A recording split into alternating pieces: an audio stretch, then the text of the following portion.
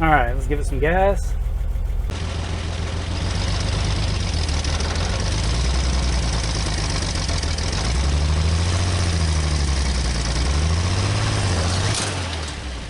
Well, something happened, man. But this is the low-range four-wheel drive selector.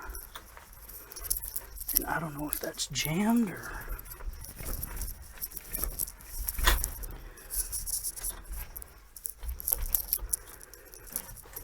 I don't know if that's now four-wheel or... I need to find a manual or something on here. Because I don't know if that's four low or four high. Let me cut this off and see if I can find a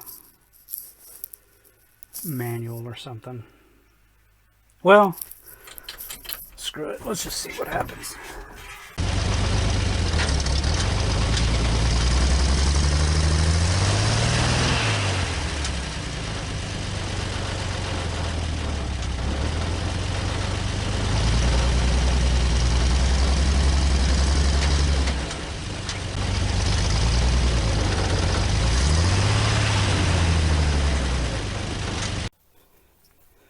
Okay, so these things have locking hubs. So we were in four-wheel. Just it was going to the axle, but not the actual wheels. So let's try this again. I think this is four-wheel low. So, oops. Let's see what happens.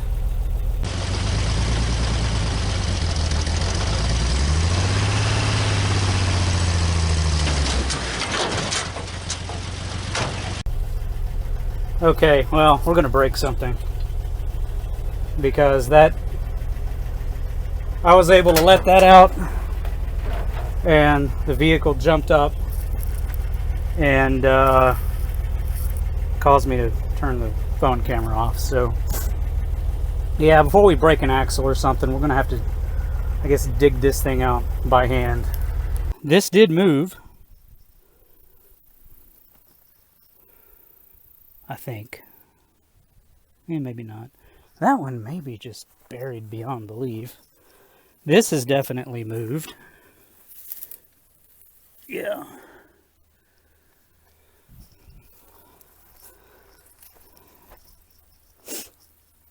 So, and the jostling of it, we broke off the taillight. That's definitely spun around. And this is, oh crap.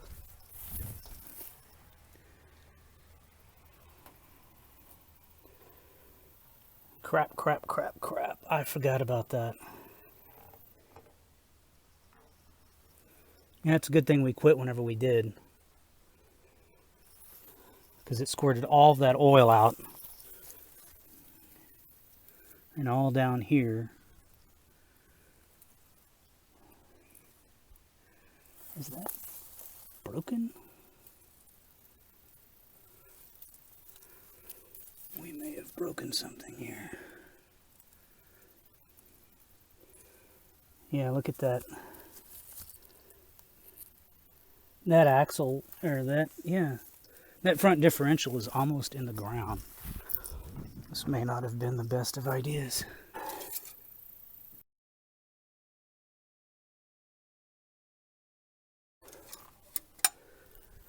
Yeah, I'd completely forgotten about that. Alright, so I put 2, maybe 3 quarts of oil in this thing, which I know didn't squirt out from this, so it had to have been low to begin with. That was foolish not to check it at first, but I did get this off. And that's dry as a bone.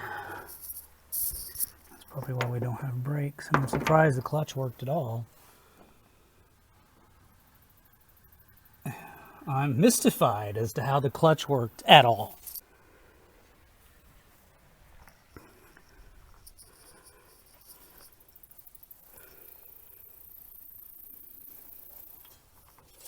check this again.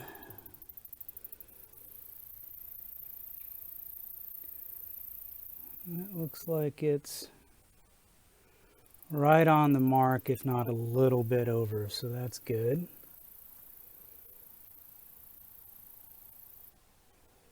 I could just get it in the hole. There we go.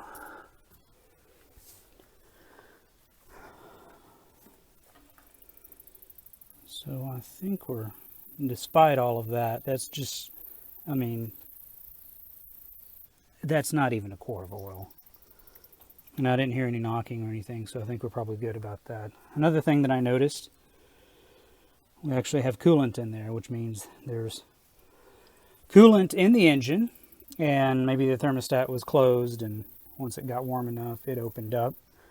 The other thing that I wondered about was that the brakes were locked up, but obviously if the wheels can turn, that is not the case. But then again, I mean, we don't have, there's not a differential lock or positive traction on this. So if that one spun, then of course this one wouldn't. And, you know, the brake on this may very well be locked up since it's the only one that didn't spin. So,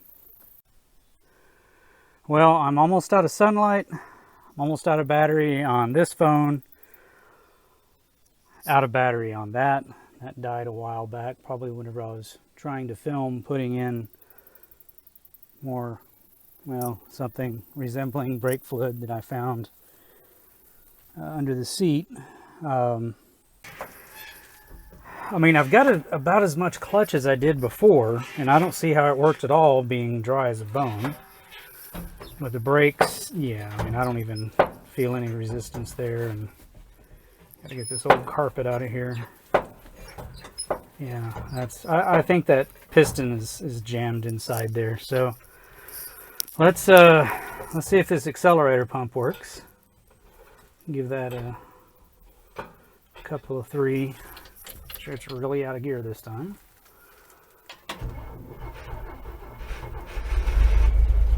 Good, good, good, good, good. All right, let's see if this damn thing's squirting oil everywhere. Yeah, see? Oh, wait.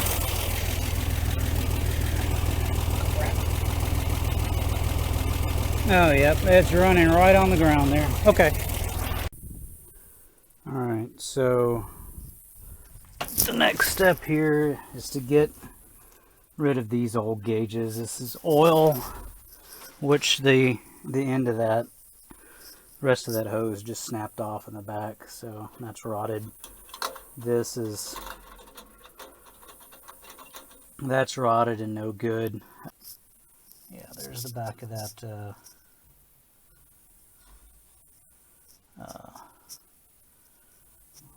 oil line that again just snapped off. So rather than just capping off that oil line, I decided to go buy a new set of gauges to replace these. And the new one has oil, temperature, and voltmeter that I'm probably not going to use just yet. The first thing I have to do is get these out of here, and then the temperature gauge, as you can see, attaches very conveniently. They're at the front of the engine. It wasn't where we couldn't get to it. But this has a little mercury tube on it that it might have been easier to just cut that in half, but then we'd have a mess on our hands, so we've got to pull all that through. And then you have to get rid of these old rusted out screws to get the new set of gauges on there, and I actually had to grind these off because one of them just broke off whenever I was trying to unscrew it. So I put a little oil on these screws, so hopefully that won't happen again if we have to move this later down the line, because this is not how it's going to look in the final. This is just kind of temporary to, you know, get these new gauges in there so we can actually see what's going on. So I've got the new oil line attached to that, and I'm putting in this new oil gauge. All right, on the voltmeter, just for future reference, the light is at the top, looking at it at the back. Ground, positive. we're not going to do electrical on this thing until a while later, so it can just hang out here for now.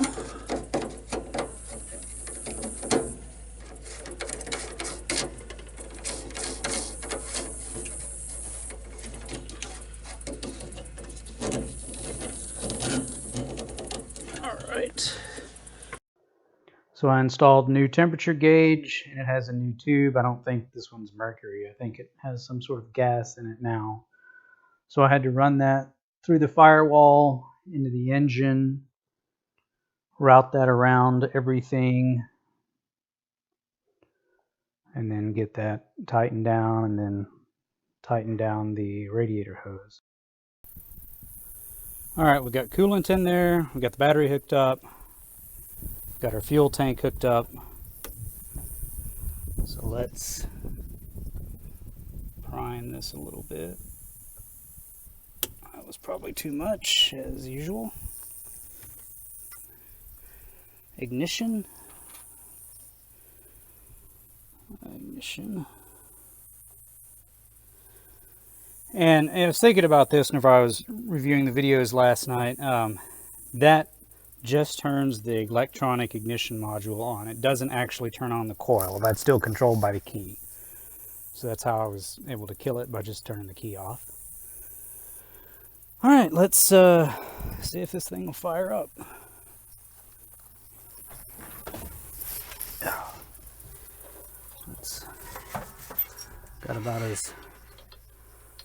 Got it out of gear. I got about as much clutch as I did yesterday, but let's see.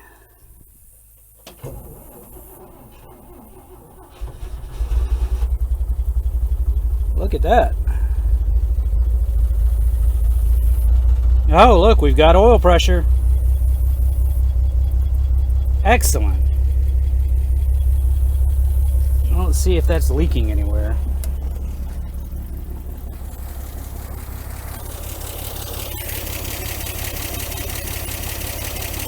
Now, there's no oil in that, so, but I mean, it's just pushing on air that's in the line. Guess that's okay.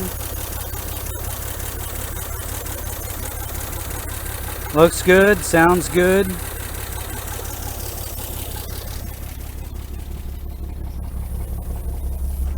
Let's give it a little bit of gas and see if anything. I do not have the voltmeter hooked up, because that's part of electrical, which I haven't done yet.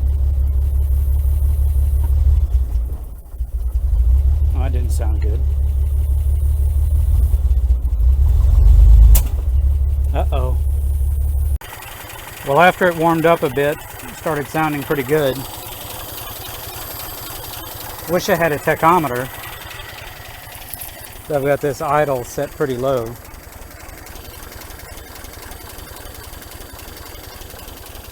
Still hearing like a valve tap.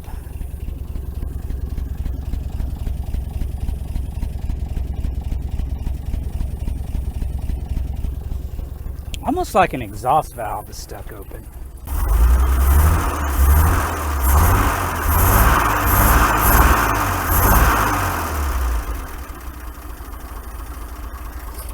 That is doing great for 5 cylinders. Imagine what it could do with 6.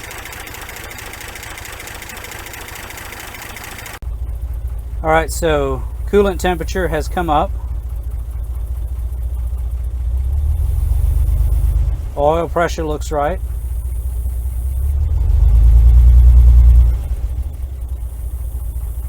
Should be good to go on this.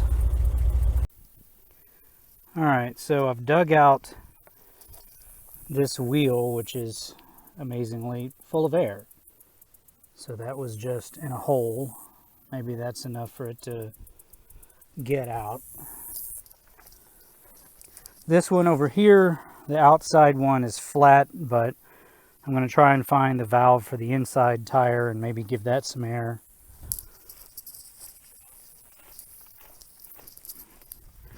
Of course, this one was working before. I think we're good there. And then this one doesn't seem to be in a hole so much as it's just flat. So I'm going to try and give that some air as well. And assuming we can get some air in that one and some air in that inner passenger rear, we might get this far enough up off the ground to attempt moving it on its own power. All right, let's see if we can get it out of its hole. See if we have clutch. Okay, it went into gear. Let me give it a little bit of gas.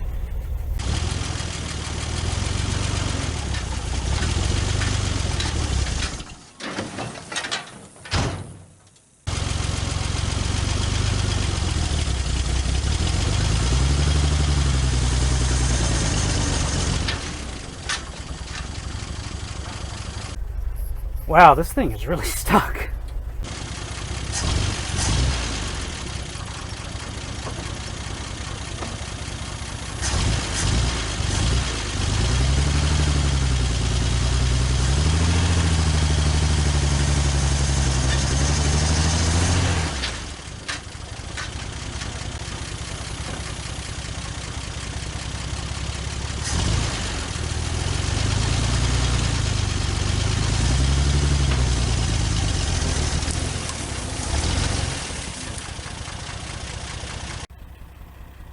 So after trying again and again in first, I put it in reverse and managed to back out of the hole. Look how high this is up off the ground compared to where it was. And there's where one of the front wheels was spinning. There's the hole the other front wheel was in. And then there's where the back tires were. And it looks like both of them are just still flat.